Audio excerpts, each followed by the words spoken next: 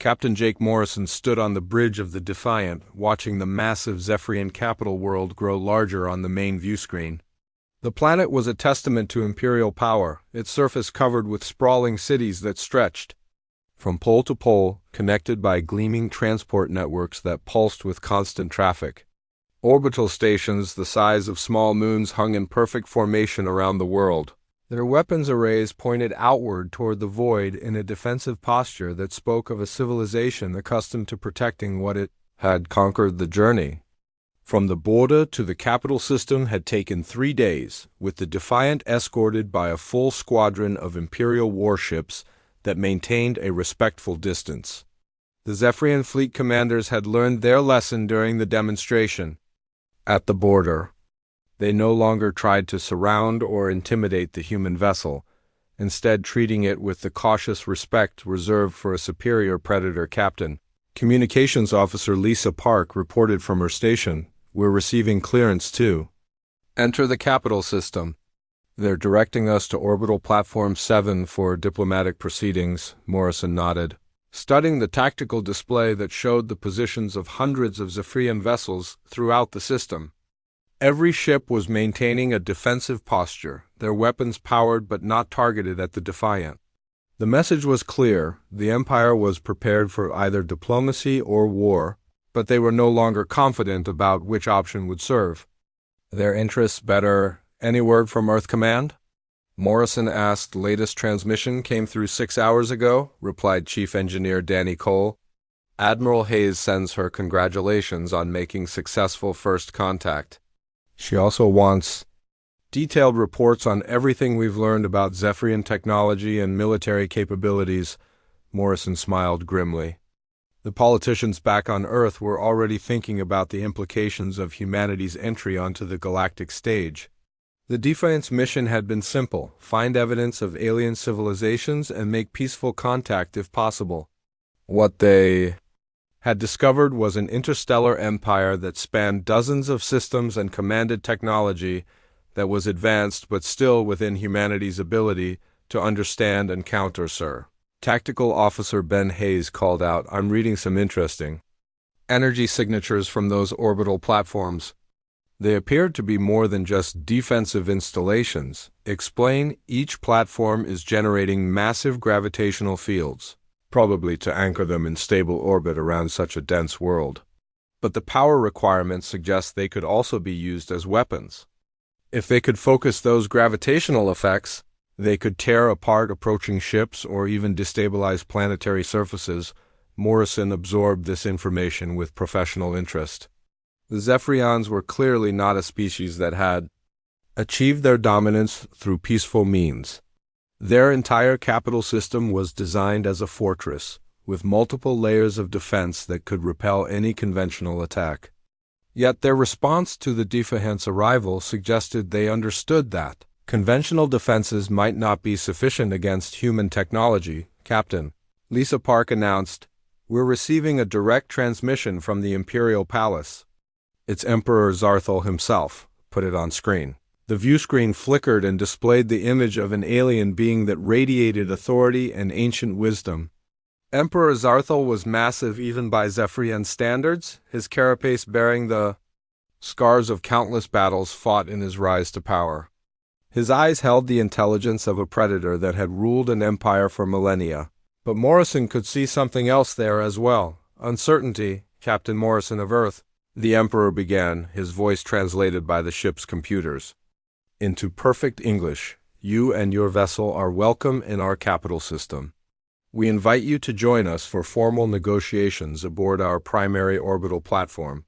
We are curious to learn more about your species and your intentions in our region of space." Morrison stepped forward, knowing that his next words might determine the course of human-alien relations for generations to come. "Emperor Zarthal, we thank you for your hospitality. Humanity comes in peace, seeking knowledge and friendship among the stars. We have no territorial ambitions in your space and no desire for conflict with your people. Your vessel's capabilities suggest that conflict would be inadvisable for both our species," the Emperor replied with what might have been humor. "We look forward to learning how Earth has achieved such remarkable technological advancement," the transmission ended. But Morrison could see that the real conversation had taken place in the subtext. The Zephyrians were offering negotiations. From a position of acknowledged weakness, something that probably hadn't happened in their empire's history.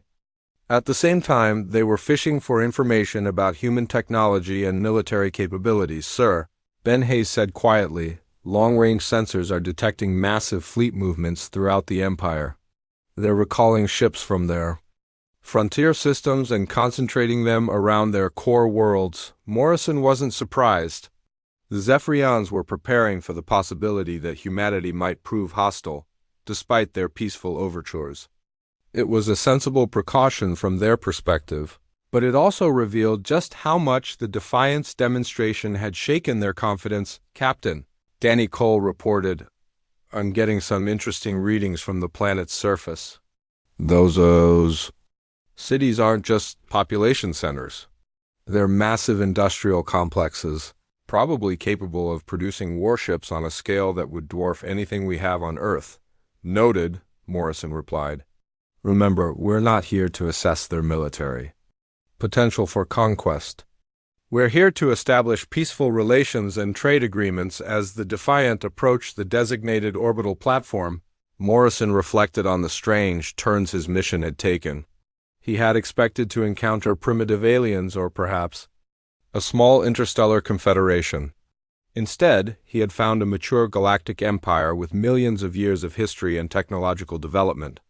The fact that humanity's more recent innovations had leapfrogged ahead of Zephyrian capabilities was as much a surprise to him as it was to them. Sir, Lisa Park announced, the orbital platform is requesting permission to extend a docking tube. They want to conduct face-to-face negotiations. Morrison considered the request carefully. Boarding an alien station would put his crew at risk, but it would also demonstrate humanity's confidence and peaceful intentions. More importantly, it would give them a chance to observe Zephyrian society and technology up close.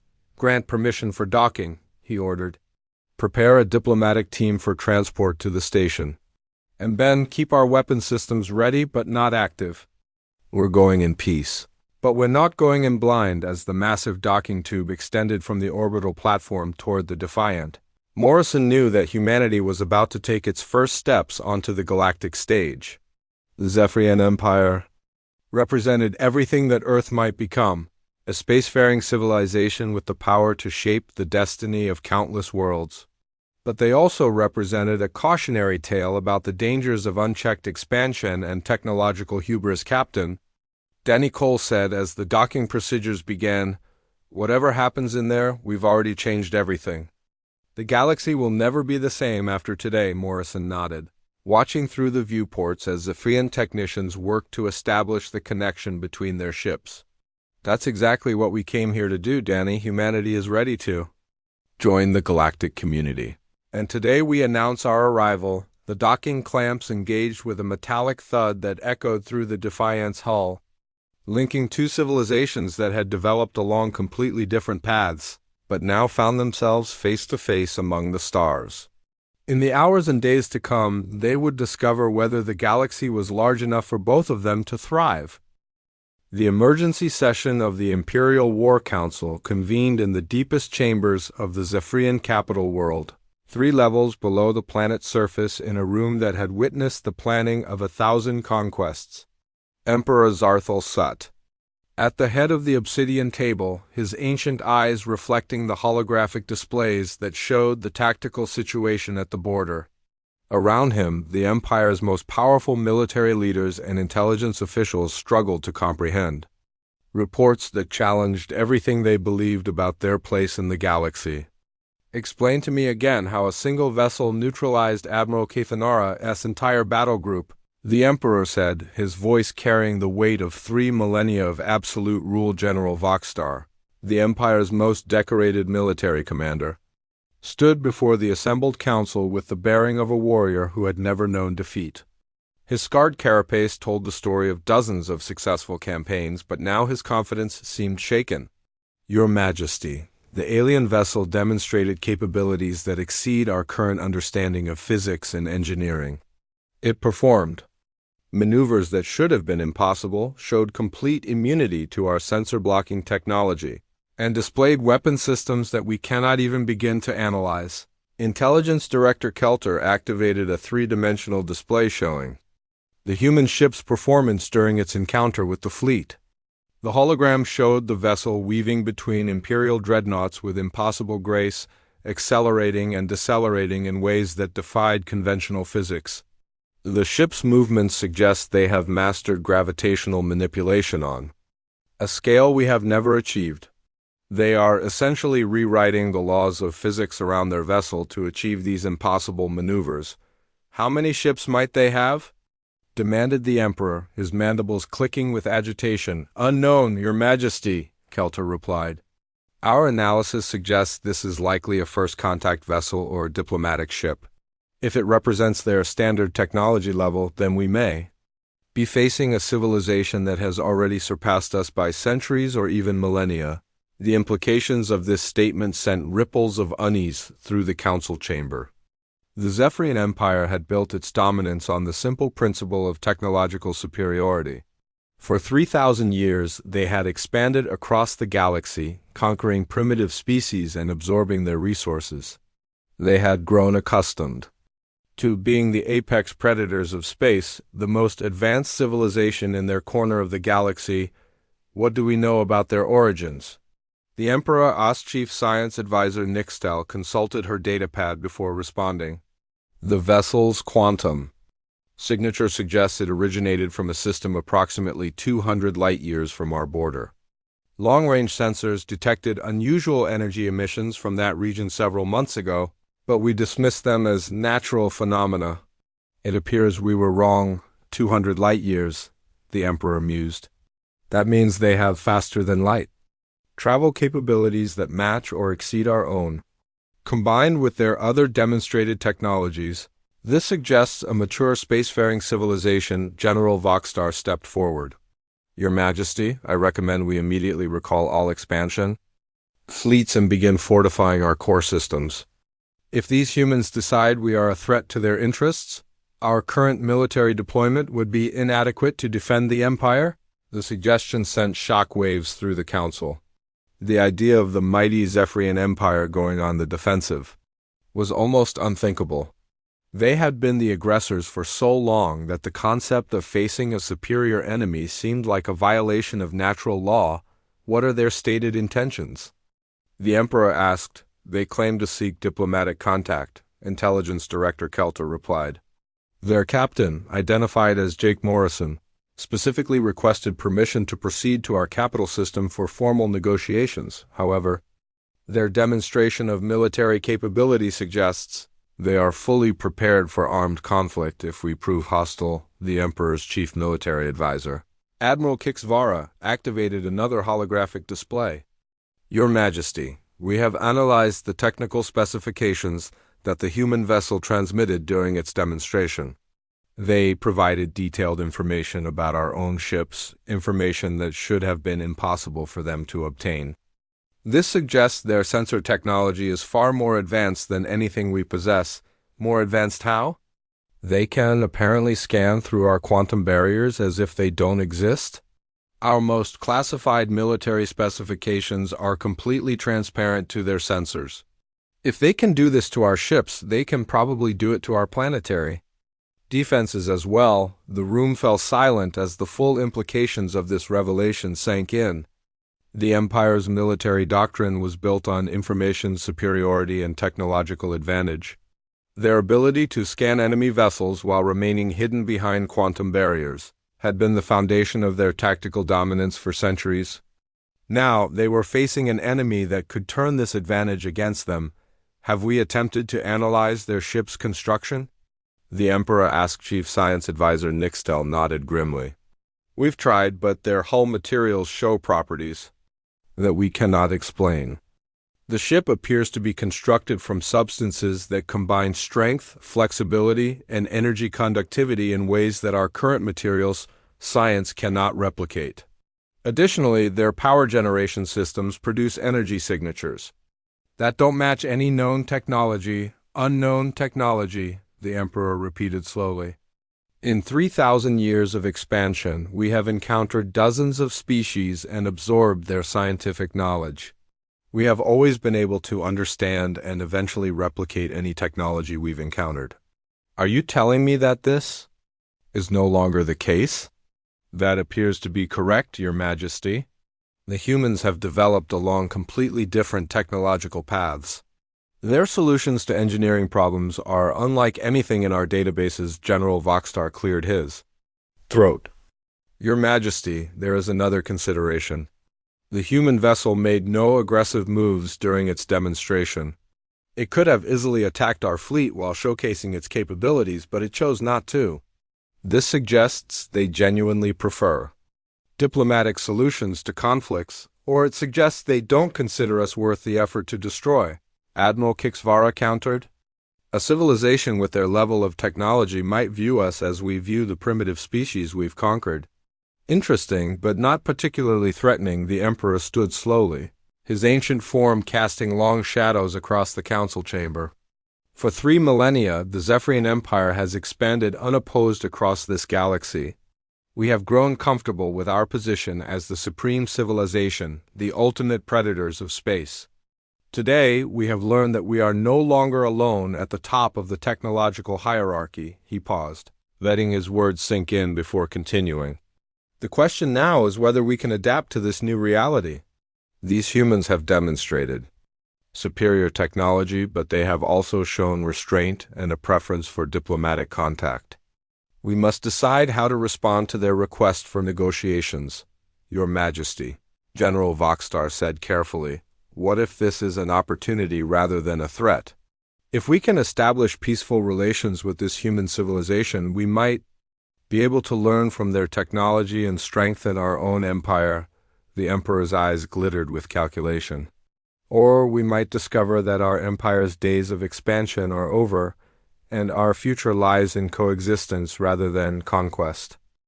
Fleet Admiral Kathanara stood on the bridge of the Imperial Dreadnought Sovereign's Wrath, watching the tactical display with growing unease. 37 of the Empire's finest warships had responded to the emergency call from Outpost Kappa 7, forming a massive battle formation around the mysterious vessel that had violated Imperial space.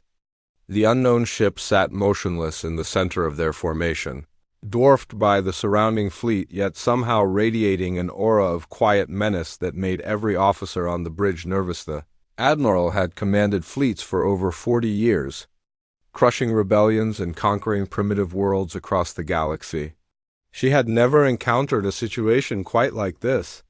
The alien vessel was small compared to her flagship, barely a quarter of the Sovereign's Wrath mass, yet her sensors were reporting energy readings that defied explanation. The ship's power output was enormous, far exceeding what should have. Impossible for a vessel of its size. Unknown vessel.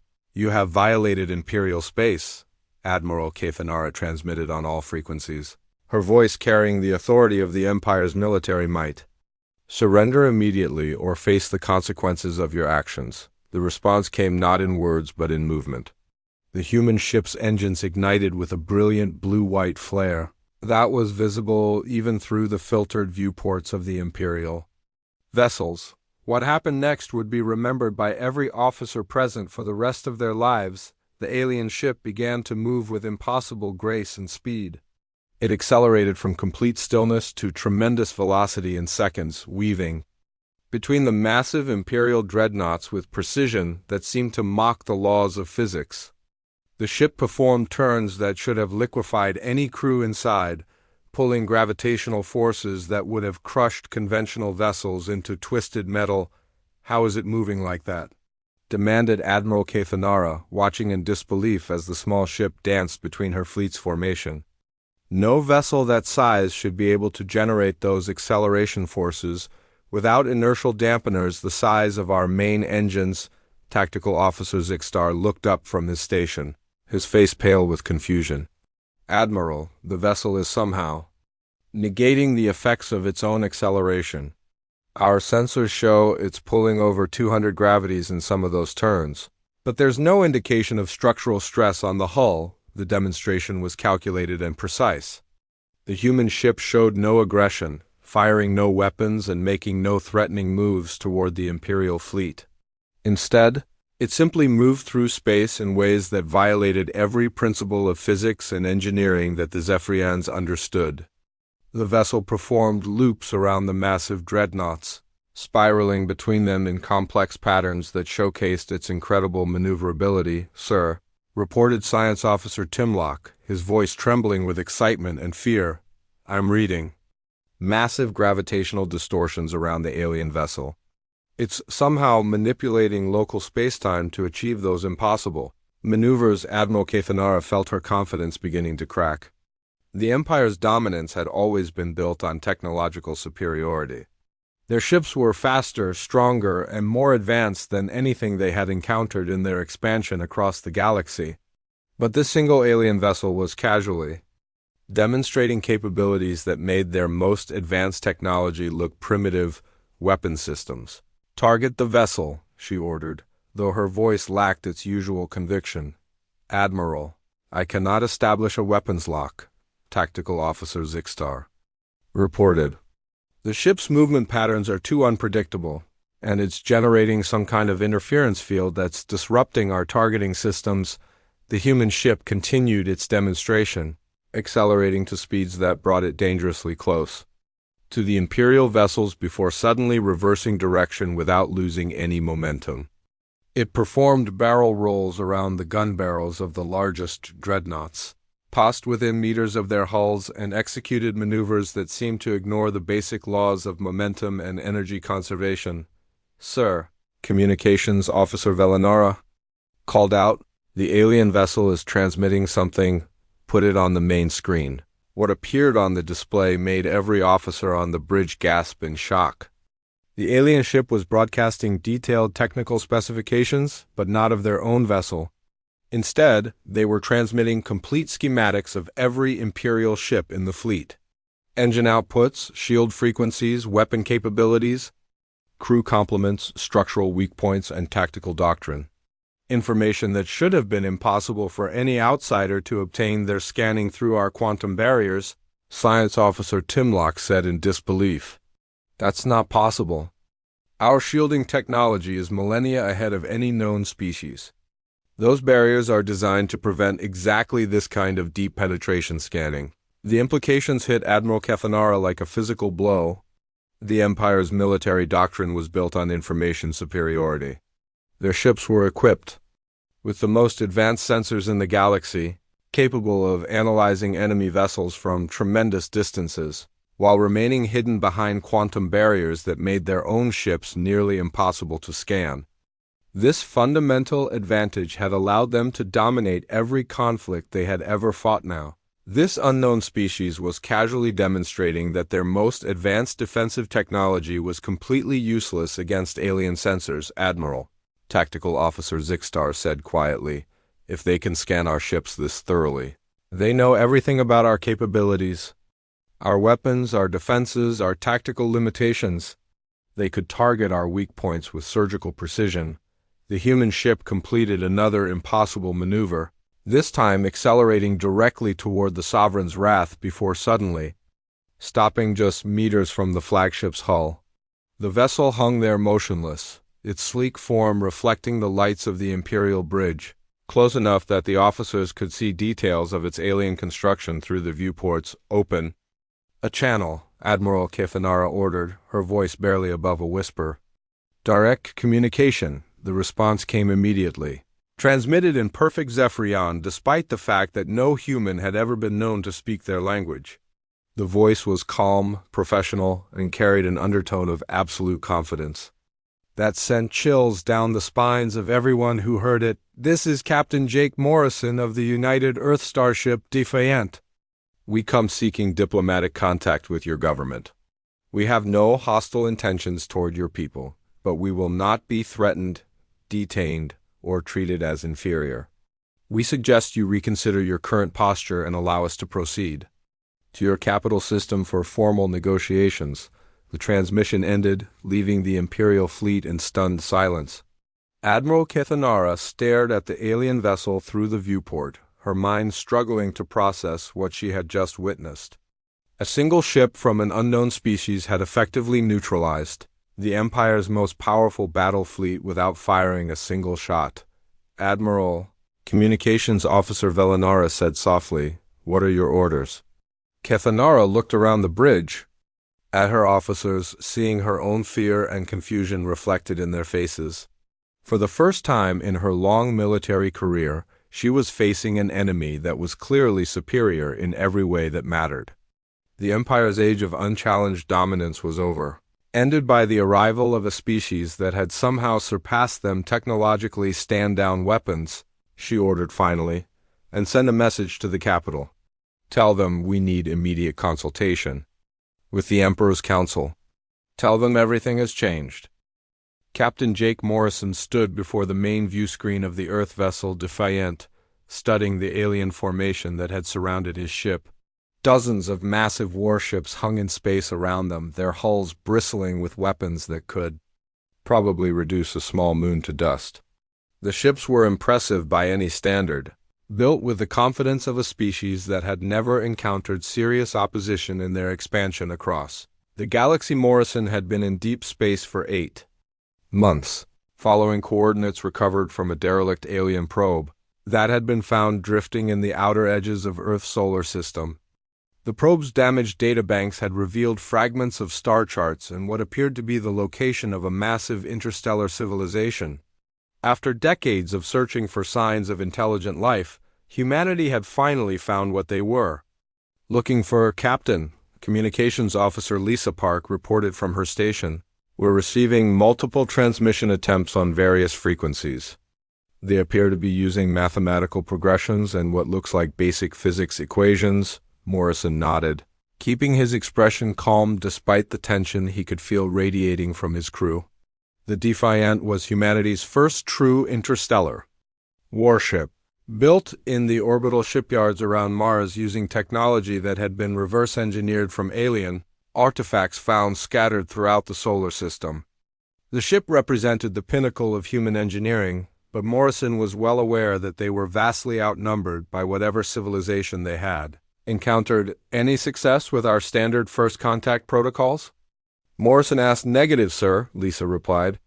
"I've transmitted the basic mathematical sequences, hydrogen spectrum data, and peaceful intent signals that were developed by the Global Contact Committee. No response to any of our attempts at communication, Chief." Engineer Danny Cole looked up from his engineering station, his face grim. "Captain, their ships are maintaining a perfect spherical formation around us.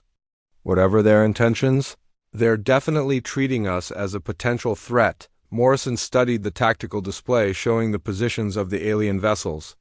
The formation was professionally executed with overlapping fields of fire that would make escape impossible for any conventional spacecraft. But the Defiant was far from conventional. "What do our sensors tell us about their technology?" Morrison asked. Science Officer Amy Foster consulted her instruments before responding. "The ships appear to be powered by some form of antimatter reactors, but the energy signatures are different from anything in our databases. Their hull materials show advanced composite structures, probably incorporating exotic matter to achieve those massive sizes without structural failure." Morrison absorbed this information while considering his options. The aliens had made no overtly hostile moves, but their formation and behavior suggested they were preparing for potential combat. More concerning was their apparent inability or unwillingness to respond to humanity's peaceful overtures. "Sir," Tactical Officer Ben Hayes called out, "I'm detecting energy buildups in several of the alien vessels. It looks like they're charging their weapon systems." The captain felt his jaw tighten. The situation was deteriorating rapidly, and he needed to make a decision that could determine the fate of human-alien relations for generations to come. The Defiant had been sent to make peaceful contact, but it had also been equipped with the most advanced defensive and offensive systems that Earth could produce. "Lisa, broadcast on all frequencies," Morrison ordered. "Tell them we are explorers from Earth, that we come in peace, and that we wish to establish diplomatic relations. Use every language variation and mathematical sequence we have." "Transmitting now." "Sir," the alien ships continued their slow encirclement. their massive forms blocking out the stars as they moved into position. Morrison could see weapon ports opening along their hulls, revealing the destructive potential that these vessels carried. The message was clear: surrender or face annihilation. "Captain," Amy Foster said urgently, "I'm reading massive gravitational distortions around several of the larger ships. I think they're preparing to use some kind of tractor beam technology to immobilize us." Morrison made his decision. The Defiant had not traveled across interstellar space to be captured or destroyed by the first alien civilization they encountered. If these beings wanted to communicate through displays of power, then humanity would show them what Earth's children were capable of. "Ben, prepare for evasive maneuvers," Morrison commanded. "Danny, bring the quantum drive to full power. Lisa, continue transmitting our peaceful intentions, but also broadcast our ship's identification and our planet of origin." "Sir," Ben Hayes said quietly, "are we really going to try to break through their formation?" "There are over 30 ships out there." Morrison turned to face his tactical officer, his expression resolute. "We're not going to break through their formation, Ben. We're going to show them that humanity didn't come to this galaxy to be bullied or intimidated." The captain activated the ship-wide communication system. "All hands, this is the captain. We are about to demonstrate to our alien hosts that Earth's children are not easily threatened. All crew to combat stations. Prepare for high-acceleration maneuvers." The Defiant's quantum drive came online with a low harmonic hum that resonated through the ship's hull. The drive was humanity's greatest technological achievement, a fusion of alien physics principles with human engineering, innovation that allowed for manipulation of space-time on a localized scale.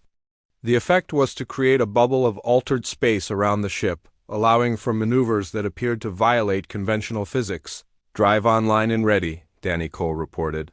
"All systems showing green. Tactical, are you ready?" Morrison asked. "Weapon systems armed but not targeted," Ben Hayes confirmed. "Defensive screens at maximum." "Ready for your orders, sir." Morrison took a deep breath, knowing that his next command would either open the door to peaceful relations with an alien civilization or start humanity's first interstellar war.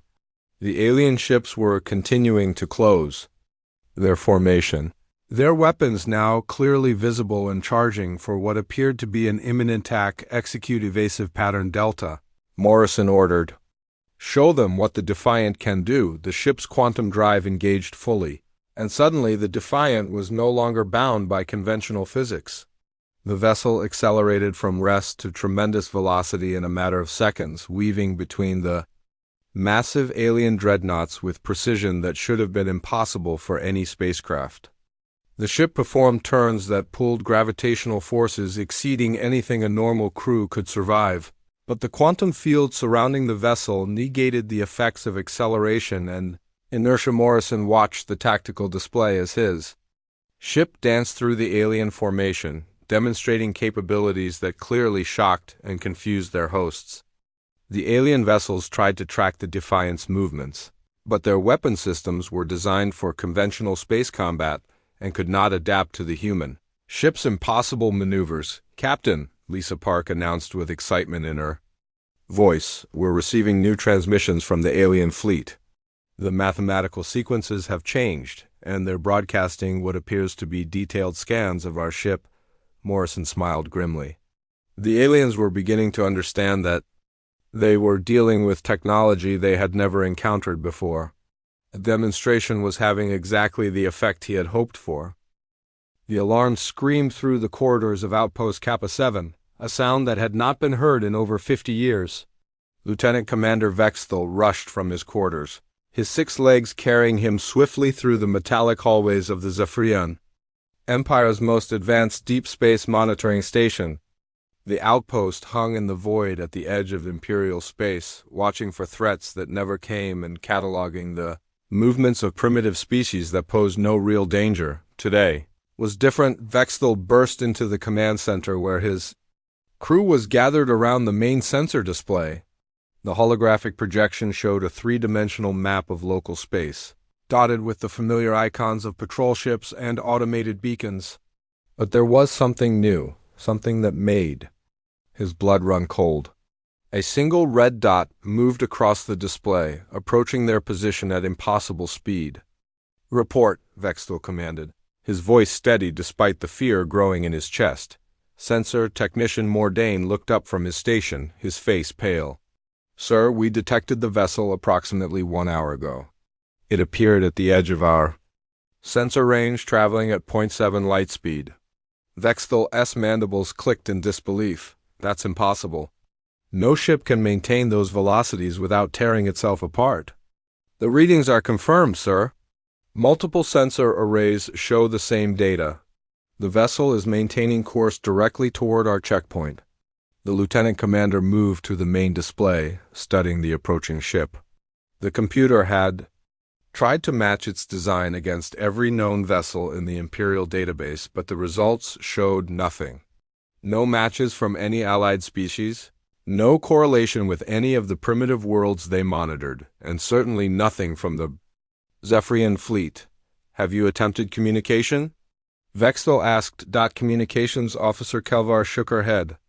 "We've sent standard identification requests on all frequencies. The vessel has not responded to any of our hails." Vextel studied the sensor readouts more carefully. The ship's energy signature was unlike anything he had seen in his 23 years of service. The power output suggested advanced fusion technology, but the quantum resonance patterns were completely foreign. Most disturbing of all, the ship seemed to be scanning their outpost as it approached, probing their defenses with sophisticated sensor sweeps. "Sir," Mordain called out, his voice tight with concern, "the vessel has changed course. It's now on a direct intercept trajectory." The red dot on the display had indeed shifted, moving from a path that would have taken it past the outpost to one that would bring it directly to their position. The estimated time of arrival was now less than 6 hours. Vextel felt the weight of command settling on his shoulders. Outpost Kappa 7 was designed to monitor and report, not to engage unknown vessels. They had defensive systems, but they were intended to deter pirates and smugglers, not to face whatever this thing was. "Kelvar, send an emergency transmission to Fleet Command. Priority Alpha, tell them we have an unidentified vessel approaching at high speed and that it's not responding to our communications." "Already sent, sir. We should receive a response within the hour." The lieutenant commander nodded and turned back to the display. The ship was still too far away for detailed visual scanning, but the computer was starting to piece together information from the sensor returns. What it showed made no sense. The vessel was smaller than a typical Imperial cruiser, but larger than any fighter or scout ship. Its design was sleek and predatory, with smooth curves that suggested it was built for speed rather than heavy combat. But the energy readings indicated weapon systems that were far more advanced than anything the Empire used on ships of that size. "Sir," Mordain said quietly, "I'm getting some unusual readings from the vessel's propulsion system." "Unusual how?" "The drive signature doesn't match any known technology. It's not antimatter, not fusion, not even quantum fold technology.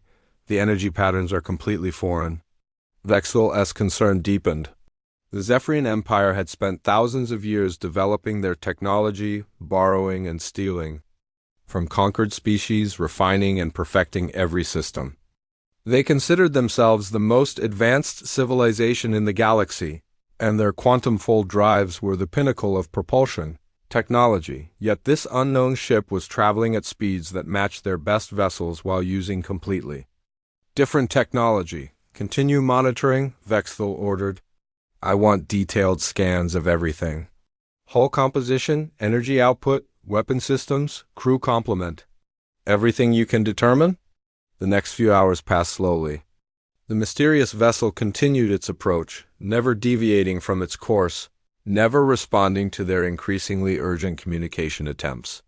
Fleet Command finally responded, promising to dispatch the nearest patrol group, but the closest Imperial ships were still 8 hours away. As the vessel drew closer, the sensors began to reveal more details. The hull was composed of materials that showed exotic properties, combining strength and flexibility in ways that defied Imperial engineering principles. The ship's profile suggested it was designed for atmospheric flight as well as space travel. with aerodynamic features that spoke of advanced manufacturing techniques. "Sir," Kelvar announced, "I'm detecting something strange about their communication systems." "What do you mean?" "They're not just ignoring our hails, they're analyzing them. I can see return signals that suggest they're studying our communication protocols, learning our language and signal patterns." Vexthel felt a chill run down his spine. The implications were terrifying. If this unknown species was advanced enough to decode Imperial communications in real time, they were dealing with a level of technology that far exceeded anything the Empire had encountered. "Time to intercept?" he asked. 4 hours 17 minutes, Mordain replied. The lieutenant commander made a decision that would haunt him for the rest of his life. "All stations, prepare for possible hostile contact. Raise defensive screens and charge weapon systems." "Sir, are you sure?" "We don't know their intentions." "Their intentions are irrelevant. They've ignored our communications, they're probing our defenses, and they're approaching at attack speed. We have to assume hostile intent." As the outpost's defensive systems came online, Vexthel couldn't shake the feeling that they were making a terrible mistake. The mysterious vessel showed no signs of slowing or changing course. It continued its relentless approach, carrying with it the promise of change that would shake the very foundations of the Zephyrian Empire. In the depths of space, humanity's first interstellar vessel pressed forward, its crew unaware that they were about to become the catalyst for a new era in galactic history.